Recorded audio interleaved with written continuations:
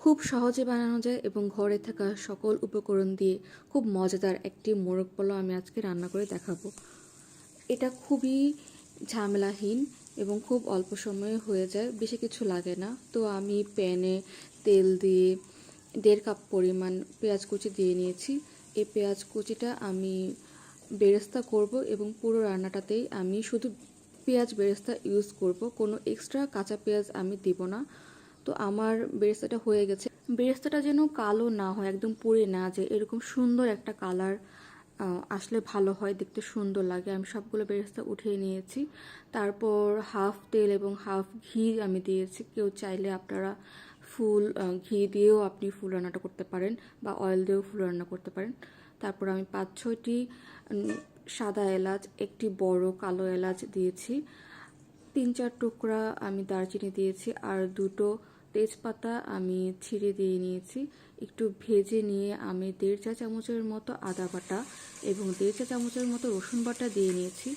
আর এই মোরগ পোলাওয়ে আমি কোনো লাল মরিচ ইউজ করিনি, আমি শুধু দিয়েছি কাঁচা মরিচের পেস্ট 2 চা চামচের মতো। আপনারা কতটুকু ঝাল খেতে চান সেইভাবে বাড়িয়ে কমিয়ে দিতে পারেন। তো এটা আমি ভালো করে মশলাটা কষিয়ে নিয়ে আমি 1 কেজি পরিমাণ মুরগি দিয়ে নিয়েছি। এটা আমি সোনালিকা মুরগি নিয়েছি, যেটা দেশি মুরগির মতো একটা ফ্লেভার দিবে। আর এটা সাইজে বড় ছিল দেখে আমি শুধু 4 পিস করিনি, আমি 8 পিস করেছি। তারপর আমি 1 চা চামচের মতো লবণ দিয়ে নিব, হাফ হাফ চা চামচ জয়ফল গুঁড়ো এবং জয়ত্রী গুঁড়ো দিয়ে নিয়েছি। সবগুলো মশলা ভালো করে আমি মিক্সড করে নিব। সবগুলো মশলা ভালো করে মিক্সড করে আমি 1.5 চা চামচের মতো জিরা গুঁড়া দিয়ে নিয়েছি এবং হাফ কাপ টক দই ভালো করে ফেটিয়ে নিয়ে দিয়েছি। টক দইটা অবশ্যই ভালো করে ফেটিয়ে নিয়ে দিতে হবে, তা না হলে লাম্পস থাকবে এবং দেখতেও ভালো লাগবে না। তো সব ভালো করে মিক্সড করে নিয়ে আমি যে বেরেস্তাটা করে রেখেছিলাম 1.5 কাপ, তার অর্ধেকটা দিয়ে দিব। আমি এখানে কোনো কাঁচা পেঁয়াজ কিন্তু ইউজ করছি না, আমি বেরেস্তাটা দিয়ে ইউজ করছি এবং বেরেস্তাটা দিয়েই আমি এই মাংসটা রান্না করব। যখন 50% কুক হয়ে যাবে চিকেনটা, তখন আমি শেষের দিকে আমি 2 টেবিল চামচ বাদাম বাটা দিয়ে নিব।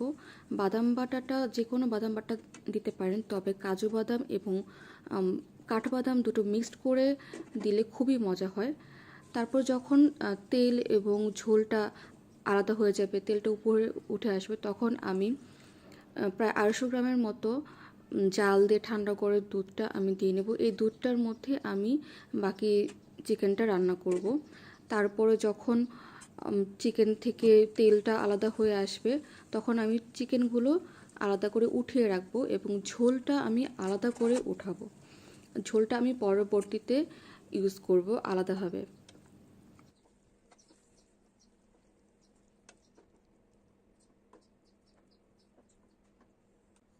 তারপর সেই একই পাত্রে আমি হাফ তেল এবং হাফ ঘি দিয়ে নিয়েছি এবং পোলাও চালগুলো আমি ভালো করে ধুয়ে পানি ঝরিয়ে নিয়েছি। সেই পোলাও চালটা আমি এখন ভালো করে ভাজবো।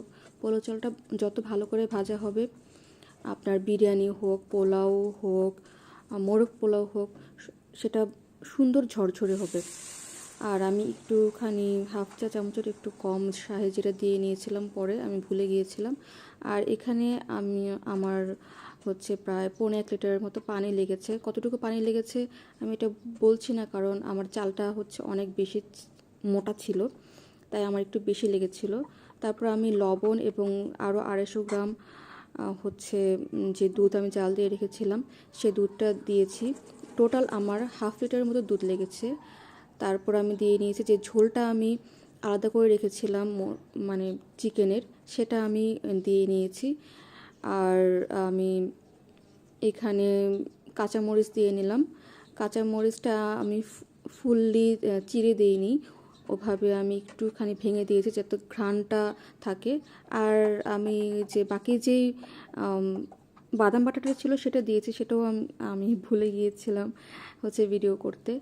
তারপর এই তো আমার চালটা যখন 60%-এর মতো হয়ে আসবে, তখন আমি চিকেনটা দিয়ে নিব, যেটা আমি আলাদাভাবে তুলে রেখেছিলাম। সেটা দিয়ে আমি একটু ঘি আর একটু কেওড়া জল দিয়ে আর আপনারা যদি কালার দিতে চান বা হচ্ছে আলু বোখরা দিতে চান, সেটাও এই সময় দিয়ে দমে দিয়ে দেবেন। আমি দমে 15 থেকে 20 মিনিটের মতো রেখেছিলাম।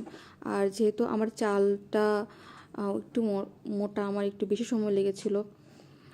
আর এই তো হয়ে গেল, 15-20 মিনিটের পর আমার মোরগ পোলাওটি হয়ে গেছে। আমি এখন বেরেস্তা দিয়ে সুন্দর করে ডেকোরেশন করে নিব, এবং খুব সুন্দর একটা স্মেল আসছিল, খুবই মজার হয়েছিল। এটা কিন্তু খুব সহজেই আপনারা বানিয়ে ফেলতে পারবেন, বেশি কিন্তু ঝামেলা না, একটু সময় বেশি লাগবে কিন্তু খুব কম উপকরণে।